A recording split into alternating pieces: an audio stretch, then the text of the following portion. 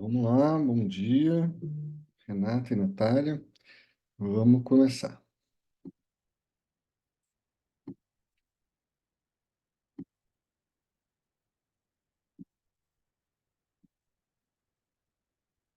Então, pessoal, a gente está nessa parte da análise do discurso e análise do eu, não é?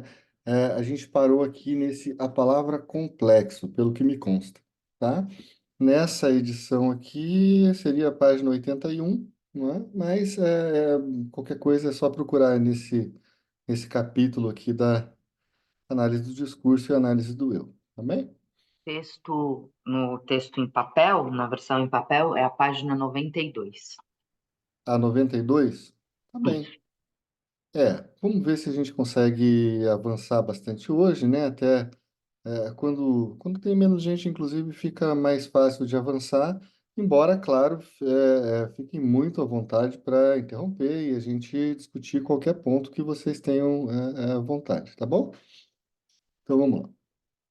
A palavra complexo veio à superfície da teoria analítica por uma espécie de força interna. Porque, como vocês sabem, não foi Freud quem a inventou, mas Jung. Quando vamos à descoberta do inconsciente, o que encontramos são situações estruturadas, organizadas, complexas. Freud nos deu o primeiro modelo, o padrão, no complexo de Édipo. Complexo de Édipo, que vocês sabem que é uma estrutura, né? Uma estrutura triádica, né? Então, é muito importante, né, que a gente mencione que esse complexo de Édipo a gente nunca pode ver assim pelo seu lado apenas do imaginário, não é? Ele, sobretudo, ele é uma estrutura, não é? É uma estrutura triádica. E, sobretudo, o Lacan vai apontar muito bem isso, não é? A ideia de que para que a gente possa formar símbolos, não é? É preciso que haja uma estrutura e essa estrutura deve ter no mínimo três termos, tá? Três termos. Enquanto a gente ainda está numa estrutura de uma díade, né, que seria a díade da mamãe e bebê, a gente ainda não tem, não é, propriamente uma subjetividade. Por quê? Porque a gente ainda não tem uma estrutura, tá? A estrutura vai precisar de pelo menos três termos, né, para fazer com que dois possam se relacionar. Isso é a mesma coisa, veja só, parece que assim, de onde que foi tirado isso, né? Vamos falar então um pouquinho.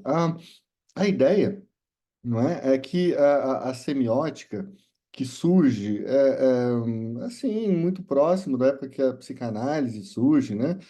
Com o Peirce, o Peirce ele fala, bom, a gente vai precisar de ter um significante, um significado, né? O significante seria, então, a imagem acústica da palavra, né? A, a, o significado, que seria esse conceito, não é? Mas a união dos dois vai formar uma coisa só, que é um signo, né? Então, um signo linguístico a gente vai chamar de um símbolo, tá?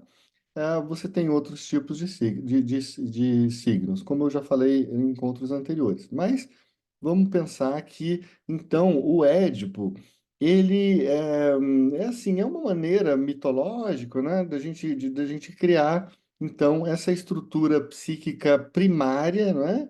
Inicial, que justamente o símbolo, né? É como que a gente começa a poder simbolizar. E aí ele fala, não é, também como uma fábula, não é? Essa ideia de que a gente simboliza a partir da castração. A castração, que para o Lacan tem a ver com essa introdução do significante nome do pai, que seria esse significante que iria prender, então, essa estrutura triádica para que vários outros significantes pudessem se colocar em relação uns aos outros, formando cadeias, né? Formando cadeias de significante, tá?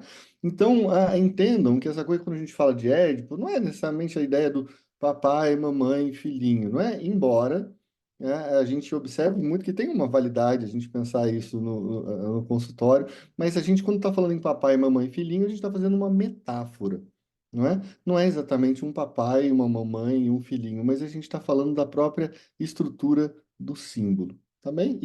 Enfim, dessas estruturações que vão formar, né, o início de toda uma estruturação psíquica que é regida como se fosse uma linguagem. Veja só, não é uma linguagem, o nosso inconsciente, ele é regido como se fosse uma linguagem. E como que uma linguagem é regida? Bom, ela tem movimentos, não é? Ela tem assim deslocamentos, não é? A gente pode pensar com Freud da interpretação do sonho, dos sonhos, a ideia da condensação, não é? Deslocamento, ou seja, ou se não, estruturas de metáfora, de metonímia, que também para o Lacan aí são significantes que vêm, não é, acudir, né, essa nossa necessidade de entender os movimentos do inconsciente, tá bem? Então vamos lá. Aqueles de vocês que seguiram desde há muito tempo o meu seminário puderam, através do comentário que fiz dos casos menos sujeitos à caução por serem os mais ricamente delineados pelo próprio Freud, a saber, 3 das 5 grandes psicanálises, puderam perceber quanto o complexo de Édipo coloca problemas e quantas ambiguidades comporta. Todo o desenvolvimento da análise, em suma, foi feito pela valorização sucessiva de cada uma das tensões implicadas nesse sistema triangular, né? Só isso já nos força a ver nele coisa inteiramente diversa do bloco maciço que se resume na fórmula clássica: a atração sexual pela mãe, rivalidade com o pai. Né? Então, veja só, o próprio Lacan está falando isso que eu falei há pouco, né? Só isso já nos força a ver nele coisa inteiramente diversa do bloco maciço que se resume na fórmula clássica, atração sexual pela mãe e rivalidade com o pai. Ou seja, ele está dizendo, claro que vai para muito além disso, não é? Então, isso de que se trata o Édipo. Hum? Vocês sabem o caráter profundamente dissimétrico, e isso desde a origem, de cada uma das relações duais que compreende a estrutura edipiana. A relação que liga o sujeito à mãe é distinta da que o liga ao pai. A relação narcísica ou imaginária com o pai é diferente da relação simbólica e também da relação a que devemos chamar real, a qual é residual em relação à arquitetura que nos interessa na análise. Ah, Eduardo, pois não? bom dia, Natália, tudo bom? Tudo. Um pouquinho mais acima, ele vai falar 3 das 5 grandes psicanálises. Você Tá. sabe o Aham, que é são, isso? sim, não tem os casos clínicos do Freud, não é? Sim. Então tem o caso Dora, tem o caso do Homem Ah, Original. são 5. Isso, são 5, e daí tem 3 delas que ilustram isso que ele está dizendo.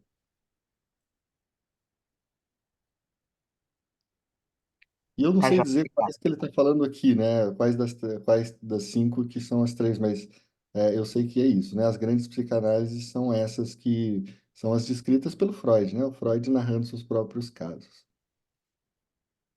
Então vamos lá. Agora vejam, gente, uma coisa interessante aqui, ó. Aqui, já no comecinho, aí ele está falando, porque a gente às vezes fala, o Lacan do real, o Lacan do simbólico, o Lacan do imaginário, como se fossem fases do Lacan, etapas do Lacan, mas percebam, desde aqui o seminário um, não é? O seminário um não foi quando o Lacan começou a dar aula, claro que não. Ele já tinha feito vários outros seminários, mas o Jacques Alain Millet, que justamente compila a obra do Lacan, começa por esse seminário aqui. E no seminário um ele já está falando aqui em real, simbólico e imaginário. Tá vendo? Então, assim, é importante a gente saber que isso já estava em mente, não é? No Lacan desde o começo, né? Porque eles falam, porque o Lacan do começo é o Lacan do imaginário, depois veio o Lacan do simbólico, e aí, por último, aparece o Lacan do real. Olha, talvez as ênfases tenham mudado um pouco, mas o que é importante saber é que esse RSI, não é, já está presente desde o começo, né, dos seminários do Lacan, pelo menos, né? Então, tudo isso mostra suficientemente a complexidade da estrutura e que não é inconcebível que uma outra direção de pesquisa nos permita elaborar o mito edipiano melhor do que foi até aqui, né? Então é isso, né? Ele tenta fazer assim, olha, vamos pensar que é meio bobinho a gente falar só nesse negócio de atração pela mãe e rivalidade com o pai, né? É porque, veja, tem tanta coisa, né? O que a gente precisa tirar dessa estrutura do Édipo é justamente a sua forma triádica, não é? Mas a gente precisa perceber também que existem relações entre os elos dessa tríade, né? Uma relação imaginária, real, simbólica com a mãe, uma relação real, imaginária, simbólica com o pai, uma relação real, imaginária, simbólica entre o pai e a mãe, percebe? Então, são possibilidades que a gente tem aí e que o Lacan vai desenvolver muito bem, sobretudo no seminário 2, tá? Que vai ficar isso muito claro, depois também no seminário 4 a gente tem outras elaborações importantes, ou seja, ou no 5 aliás, então a ideia do Édipo para o Lacan, não é? Ele vai tentar transformar, assim como ele faz com o restante das coisas, ele vai transformar em estruturas, não é? Que ele consegue representar, não é? Ou topograficamente, ou se não na forma de matemas, não é? Mas isso é importante. Então vamos lá. Vamos lá. Apesar da riqueza do material que foi incluído no interior da relação edipiana, não nos descolamos do esquema dado por Freud. Isso é importante. Esse esquema deve ser mantido como essencial porque ele é, vocês verão, porque verdadeiramente fundamental, não somente para toda a compreensão do sujeito, mas também para toda a realização simbólica pelo sujeito do isso, do inconsciente, o qual é um si mesmo e não uma série de pulsões desorganizadas, como uma parte da elaboração teórica de Freud tenderia a fazer supor quando se lê nela que só o eu tem no psiquismo uma organização. E vejam, gente, de fato, o Freud fala isso, tá? Mesmo o Freud, se eu não me engano, até do Inibição, Sintoma e Angústia, né, traz muito essa ideia de que, bom, parece que a gente tem uma série de pulsões, essas pulsões inconscientes, elas não têm assim uma organização, elas vêm. Mas aí o Lacan está falando, não, elas têm, tem uma organização sim, né? Então, e o que faz essa organização é justamente o quê? É essa coisa triádica do Édipo. Não é que talvez o Freud não tenha se atentado, mas não a relação triádica do Édipo no sentido de atração pela mãe e rivalidade com o pai, e sim porque o inconsciente é formado simbolicamente por estruturas, tá? Você tem estruturas. Agora, a maneira do funcionamento do inconsciente é igual à maneira de funcionamento da nossa vida pré-consciente e consciente? Não, não é? Não. Aqui a gente tem uma série de outros elementos, né? De percepção e de motricidade, de coisas que não tem nada a ver com o inconsciente. O inconsciente, ele tem sim regras próprias de funcionamento. E essas regras próprias de funcionamento têm a ver com o funcionamento da linguagem. O que ele está dizendo é: tomem a teoria da linguagem do Saussure, por exemplo, que vocês vão entender que aquilo que rege qualquer linguagem rege também o nosso inconsciente. Porque é a partir do momento que a gente entra na linguagem que a gente forma a nossa subjetividade. E o momento da castração é justamente o momento da entrada na linguagem, não é? Uma entrada na linguagem. Então vamos lá. Vimos da última vez que a redução mesma da negação relativa ao denegado não nos dá só por isso, quanto ao sujeito, a sua Bejahung. É preciso olhar de perto o valor dos critérios que exigimos e sobre os quais estamos, aliás, de acordo com o sujeito para reconhecer uma Bejahung satisfatória. Onde está a origem da evidência? É a reconstrução analítica que o sujeito deve autenticar. É O com que o é, auxílio o que que é Beijarrum mesmo? Bejahung. Bejahung eu acho que é a denegação, tá? É o quem? A denegação, Ok. tá? Mas confiram, viu? Se não for, enfim, eu não falo alemão. Eu estou supondo aqui pelas partes anteriores que a gente leu, tá? Eu não sei por que que na tradução eles mantiveram o original em alemão, mas enfim. Bom, até imagino por quê, porque ele estava falando em francês e isso ele falou em alemão, né? Então vamos lá. Onde está a origem da evidência? É a reconstrução analítica que o sujeito deve autenticar. É com o auxílio de vazios que a lembrança deve ser revivida. E Freud nos lembra, com toda razão, que não podemos nunca ter confiança integral na memória. A partir daí, o que é com o que exatamente nos satisfazemos nós quando o sujeito nos diz que as coisas chegaram ao ponto de fazer clique em que ele tem o sentimento de verdade, né? Então, quer dizer, como nesse processo analítico, você em algum momento chega a ter um sentimento de verdade, né? Mas o que que a gente faz para que chegue esse sujeito, esse tempo, né? Para que o sujeito nos diga que a gente chegou num sentimento de verdade, né? Nos dê esse sentimento.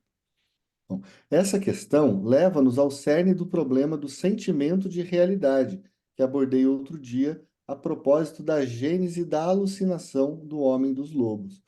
E vocês sabem, né, que a realidade aqui, só é importante notar, caso alguém não seja tão familiarizado com o Lacan, a ideia é de que, claro, que a realidade é totalmente diferente daquilo que ele está trazendo como real, né? A realidade, não é aquilo que a gente representa, não é, sobre o mundo, mas ele é uma representação que passa pelos nossos filtros, não é, e que tem a ver com a formulação dada a partir das nossas memórias e a partir das nossas matrizes simbólicas, né, sobretudo inconscientes, né, que a gente consegue, então, olhar para a realidade e ter um sentimento de realidade, né? O sentimento de realidade também é diferente da realidade, mas é um sentimento de que lá fora a gente compartilha uma realidade objetiva. Agora, essa realidade lá fora é objetiva? Não. Isso é filtrada por uma fantasia, né? Aquilo que a gente vê lá fora é filtrado totalmente pela maneira como a nossa gramática interna, não é? E a nossa, então, que forma a nossa fantasia, não é? As nossas imagens, né? Então, o real, o simbólico e o imaginário, não é? No seu cruzamento, formam uma ideia, não é? Que é uma representação de realidade, né?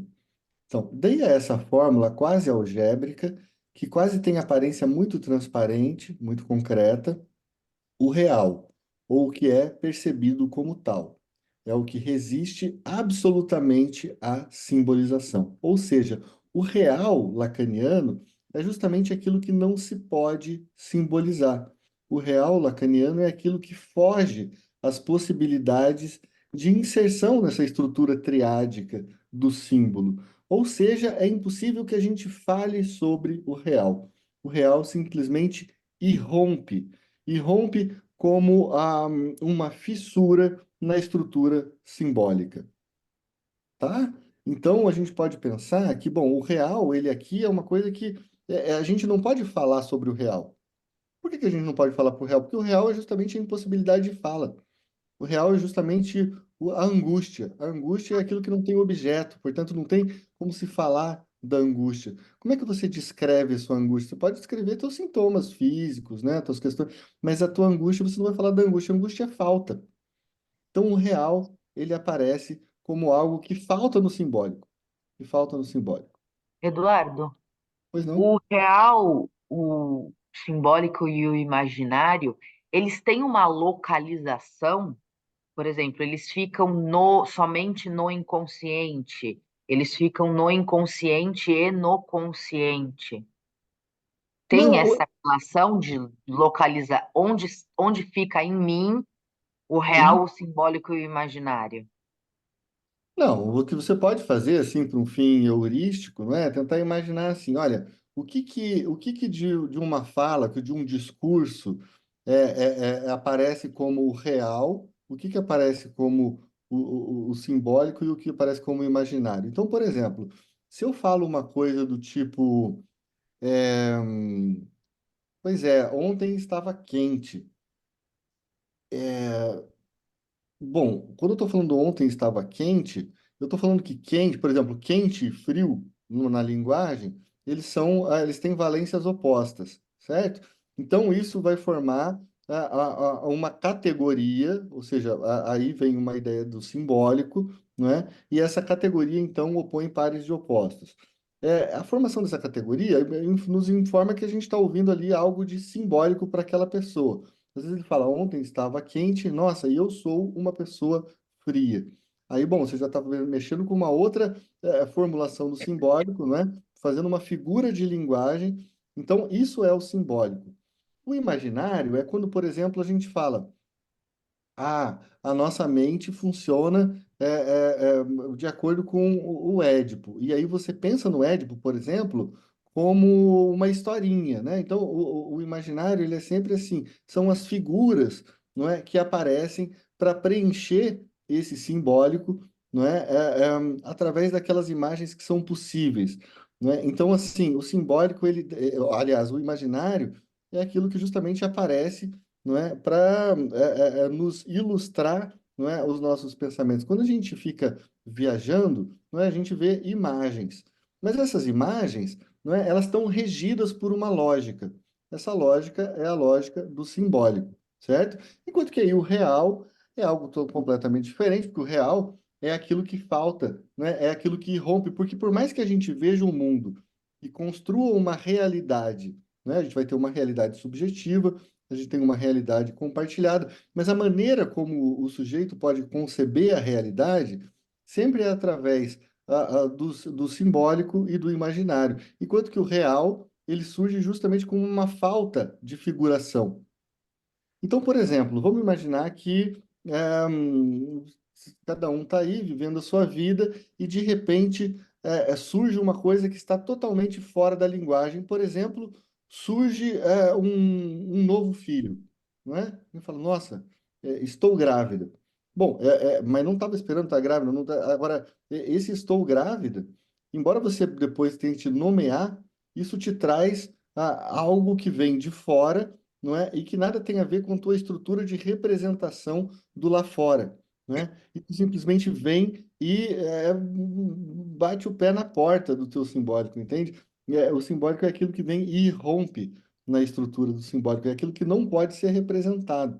A angústia também faz parte do real, não é? O objeto A, a gente pode dizer que também faz parte do real, porque é pura falta, né? Então, entende, Natália, e isso pode ser colocado em todas as nossas instâncias de vida, inclusive para o Lacan, para vários lacanianos, a estrutura social, você pode ver nela também o real, simbólico e imaginário. Inclusive, você pode pensar, como o Zizek faz, por exemplo, a ideologia, não é? A ideologia também na chave do RSI, entende? Porque você vai ter relações que são do real, então não são simbolizáveis. Você vai ter as relações simbólicas entre uma sociedade e você vai ter um imaginário de uma sociedade. Por isso, então, esses termos são intercambiáveis, tanto no psiquismo, não é, quanto na soma dos psiquismos, né, e nas relações sociais. Então, é isso, não é? A gente localiza dessa forma, mas os três estão presentes em todo lado, né? A gente pode falar do pai, bom, mas tem o pai real, tem o pai simbólico, tem o pai imaginário, né? A gente pode falar da mãe, é a mesma coisa, né? Então é isso. Afinal de contas, o sentimento de real não se apresenta a ele, no seu máximo, na manifestação abrasadora de uma realidade irreal, alucinatória, né? No Homem dos Lobos, a simbolização do sentido do plano genital foi verworfen.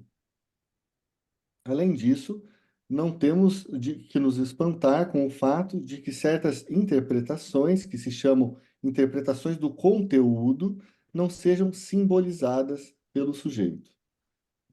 Manifestam-se numa etapa em que não podem, em nenhum nível, lhe dar a revelação de qual é a situação nesse domínio interditado, que é seu inconsciente, porquanto estão ainda no plano da negação, ou da negação da negação. Algo não foi ainda franqueado, que está justamente para além do discurso e que necessita um salto no discurso. O recalque não pode desaparecer pura e simplesmente só por ser ultrapassado no sentido de Aufhebung.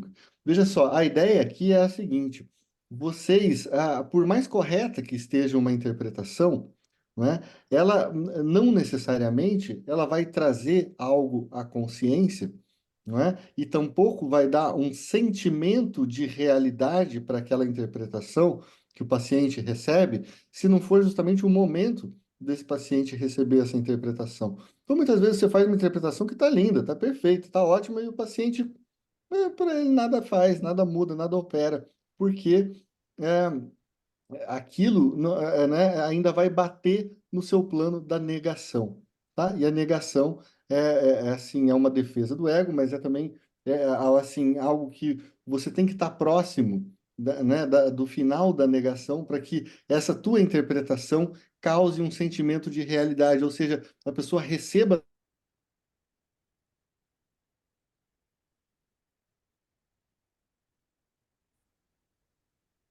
Travou, será?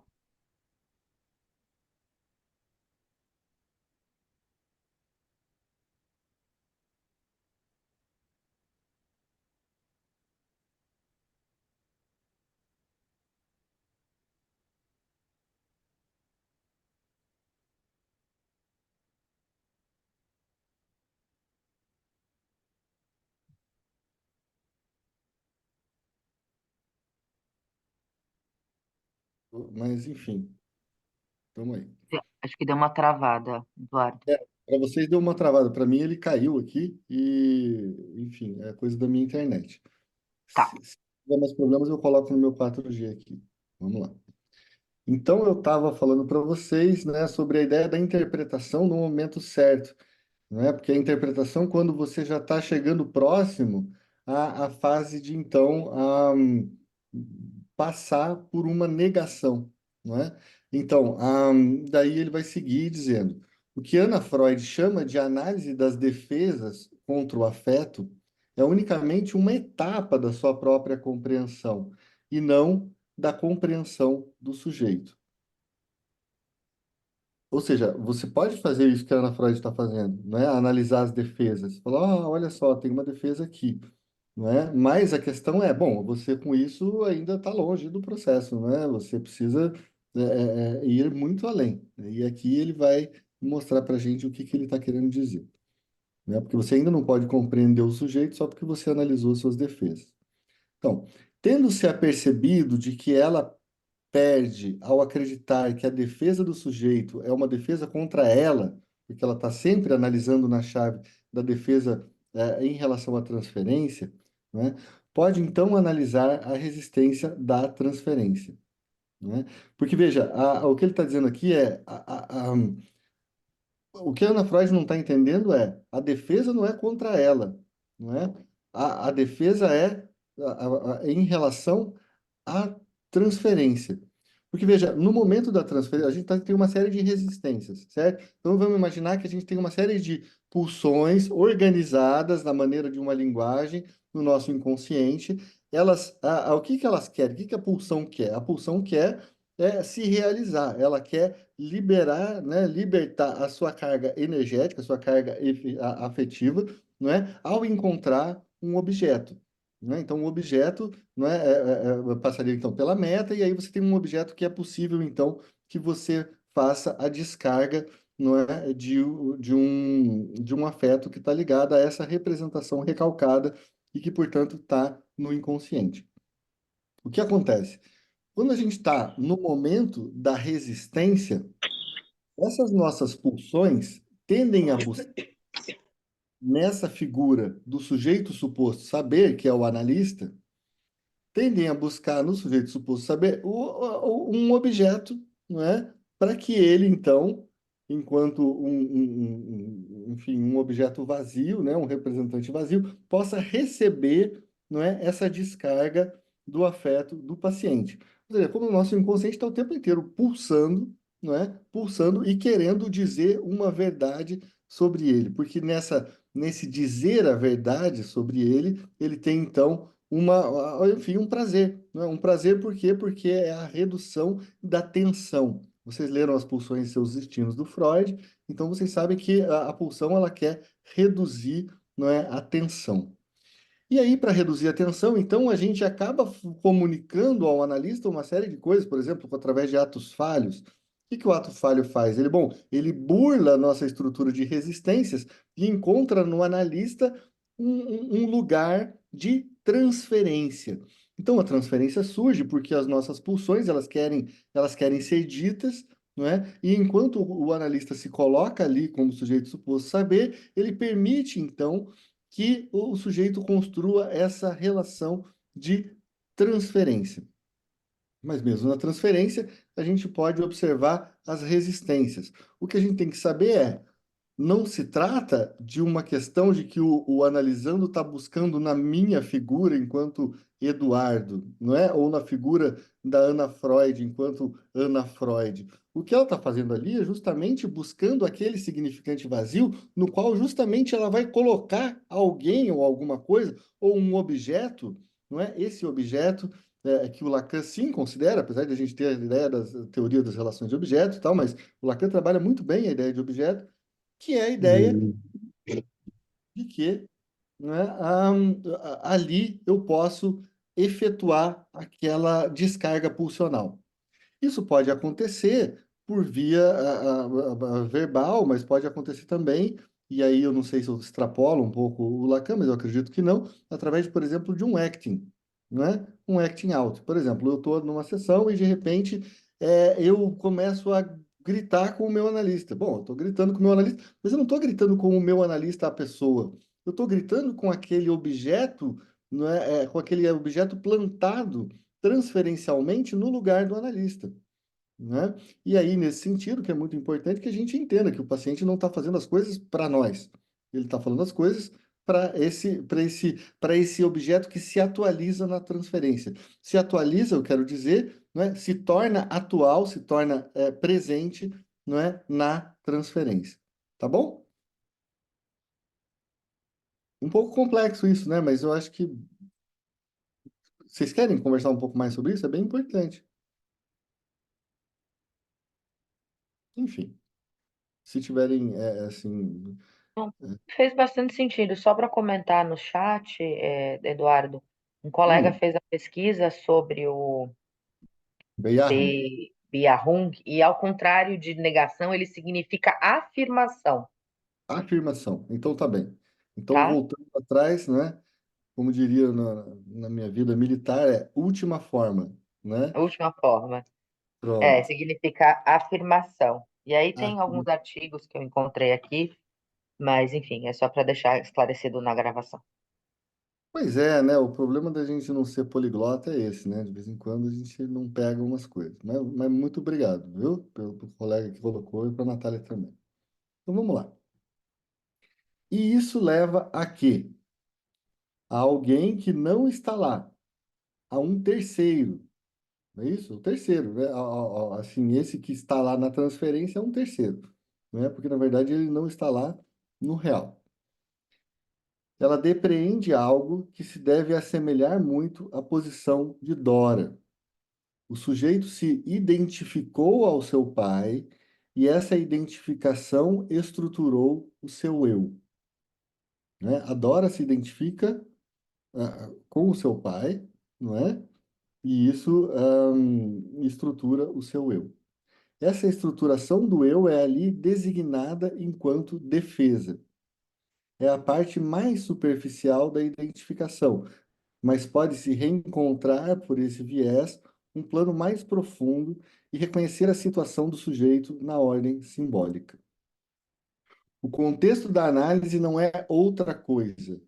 Reconhecer que função assume o sujeito na ordem das relações simbólicas, que cobre todo o campo das relações humanas e cuja célula inicial é o complexo de Édipo, onde se decide a assunção do sexo.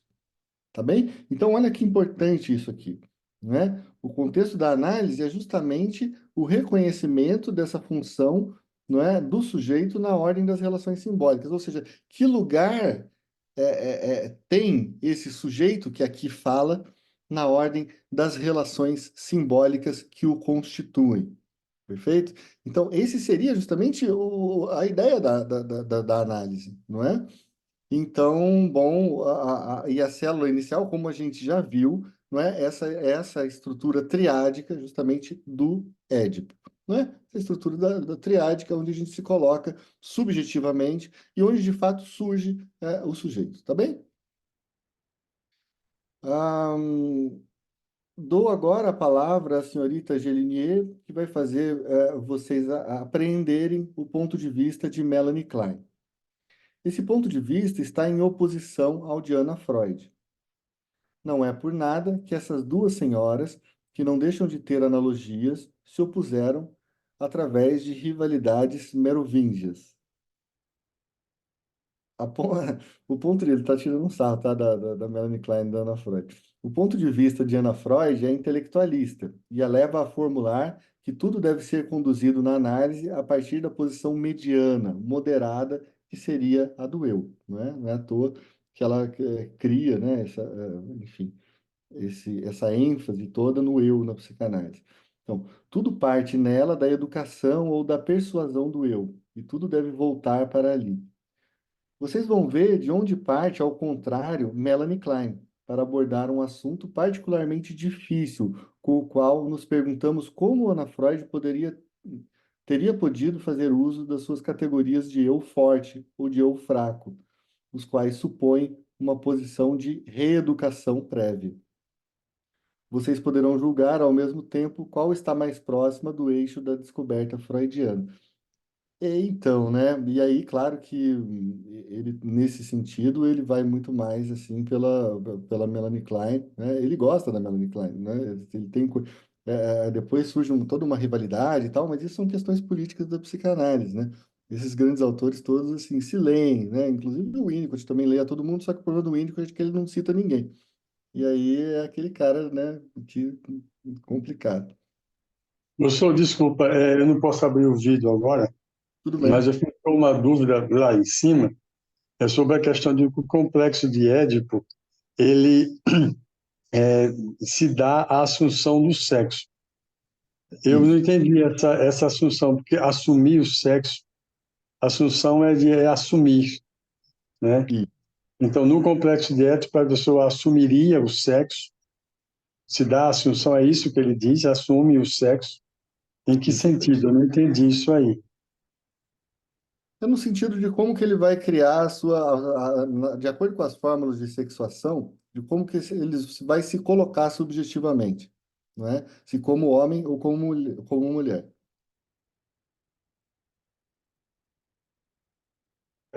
É pela forma da sexuação, então, no caso, ele já toma as formas da sexuação desde o complexo de Édipo, então, seria Sim, isso? seria isso. Uhum. É isso. É uma Ok. forma de se colocar no mundo do simbólico, tá? Como homem ou como mulher. Não quer dizer como homem ou mulher no sentido que a gente trata aqui, né, eu sou Eu homem, entendo, eu entendo, eu entendo. Eu já li sobre as formas da sexuação. Eu agradeço a então, sua tá, explicação. tá bom, obrigado, Camilo. Vamos lá. Então, o artigo de Melanie Klein, The Importance of Symbol Formation in the Development of the Ego, publicado em 1930, figura na compilação Contributions to Psychoanalysis 1921-1945, publicado em 1948, não é? Então, bom, se vocês tiverem interesse, né, em ler o artigo, tá aí, né? A importância da, da formação dos símbolos no desenvolvimento do ego, tá? Para entender como é que ela está se contrapondo, então, a Ana Freud.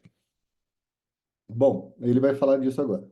Dois, eu gosto muito dessa parte, gosto muito dessa parte do seminário, assim, ele fala, Melanie Klein enfia o simbolismo com a maior brutalidade no pequeno Dick. O Dick, ele era uma criança não verbal, e aí ele vai se consultar com a Melanie Klein, e ela vai, então, fazer aquele negócio, né? Ah, o Dick, então, ele não fala, mas aí ela traz uma estrutura que é trenzinho pequeno é o Dick, trenzinho grande é o papai, né? O túnel é a mamãe, o trenzinho papai entra no túnel mamãe, coisas assim. Ou seja, ela instaura, não é, o simbólico, diz o Lacan, com a maior brutalidade nessa criança, não é? Fazendo o quê? Ela vai lá e fornece os elementos do simbólico para o Dick, tá? Ela vai lá e fala literalmente o complexo de Édipo para o Dick, tá bem? Então, ela o joga numa verbalização brutal do mito edípico, quase tão revoltante para nós quanto para qualquer leitor.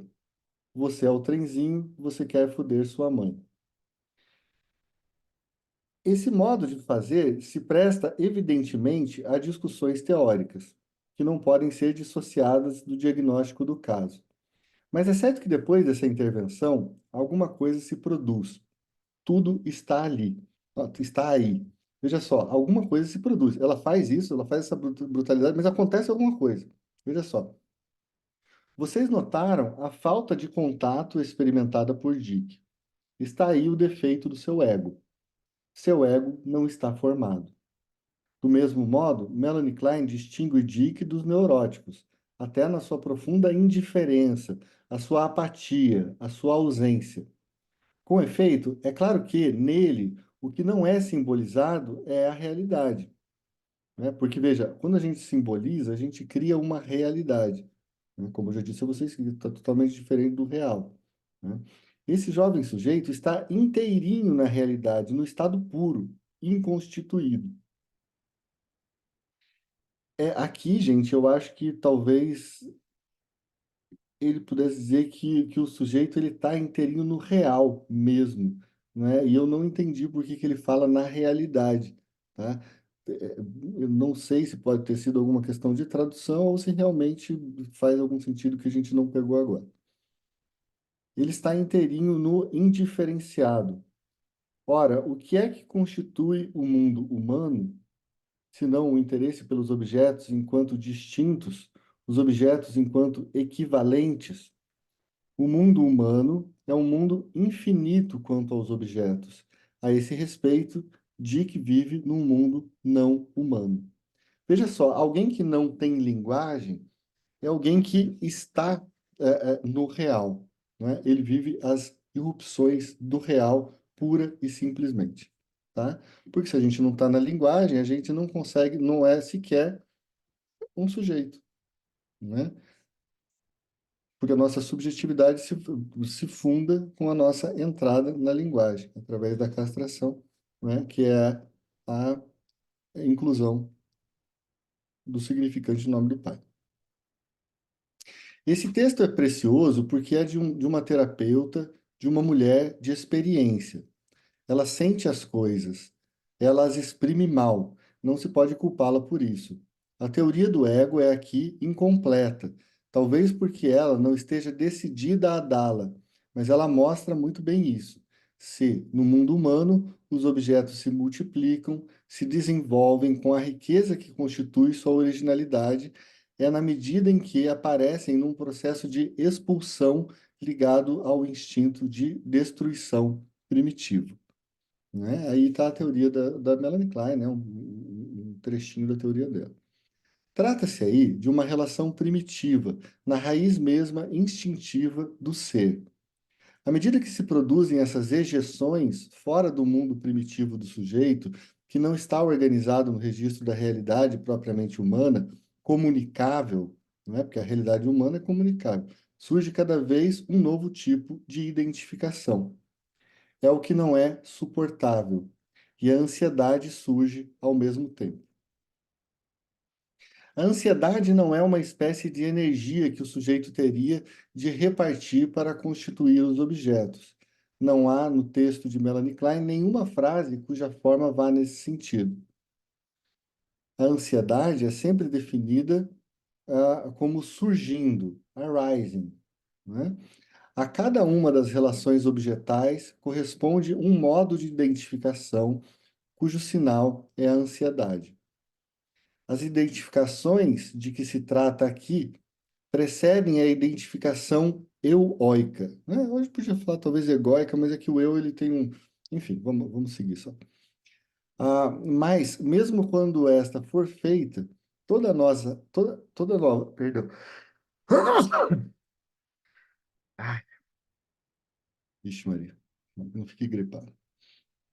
Mas mesmo quando esta for feita, toda nova reidentificação do sujeito fará surgir a ansiedade. A ansiedade no sentido em que ela é tentação, vertigem, perda do sujeito que se reencontra em níveis extremamente primitivos.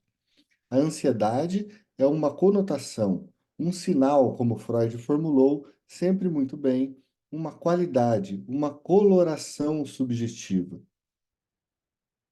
Ora, essa ansiedade é precisamente o que não se produz no sujeito em questão.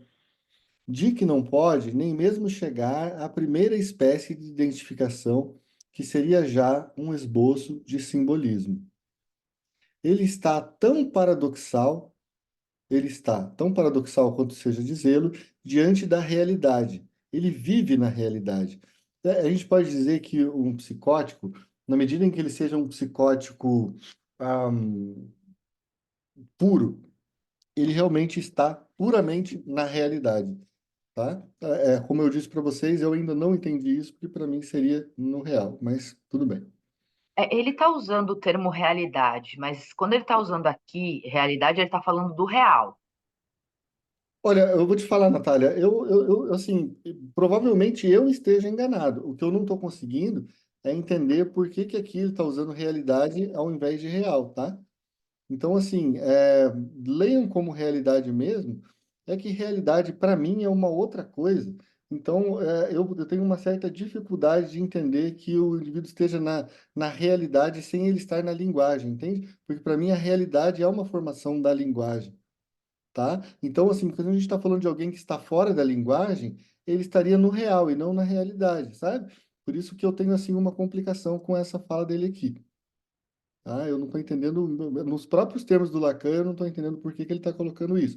Mas, enfim, não se preocupem com isso, é uma questão minha aqui. Vamos só seguindo aqui. O que estava mesmo, gente? Vive na realidade. No consultório de Melanie Klein, não há para ele nem outro, nem eu, não é? Ele não tem essa distinção do outro e do eu, não é? Não tem essa categorização, o dentro e fora, o outro e o eu. Há uma realidade pura e simples. O intervalo entre as portas é o corpo da sua mãe. Os trens e tudo que segue é, sem dúvida, alguma coisa, mas que não é nem nomeável nem nomeada. Não pode ser nomeável nem nomeada, né? Ele está fora da linguagem, o pequeno Dick. É então que Melanie Klein, com esse instinto de animal, que a fez, aliás, perfurar uma soma de conhecimentos até então impenetrável, ousa lhe falar. Falar a um ser que se deixa, pois, aprender como alguém que, no sentido simbólico do termo, não responde. Ele está lá como se ela não existisse, como se fosse um móvel. E, entretanto, ela lhe fala, ela lhe dá literalmente nomes ao que, sem dúvida, participa do símbolo, porque pode ser imediatamente nomeado, mas que, para esse sujeito, só era, até então, realidade pura e simples. É aí que adquire sua significação o termo prematuração, que ela emprega para dizer que Dick já atingiu, de algum modo, o estado genital, tá? Pessoal, eu vou parar aqui dessa vez, tá? Porque eu tenho já paciente me esperando e eu preciso dar um intervalo aqui, tudo bem? Então, gente, a gente se encontra na sexta que vem, ok? A gente está conseguindo manter assim uma regularidade, eu acho bom. Vamos seguindo aí. Logo, logo a gente escolhe outro seminário. Um abraço, pessoal. Bom Obrigadão. final de semana para vocês aí, viu? Obrigado, bom final de semana. Tchau, Até tchau. segunda.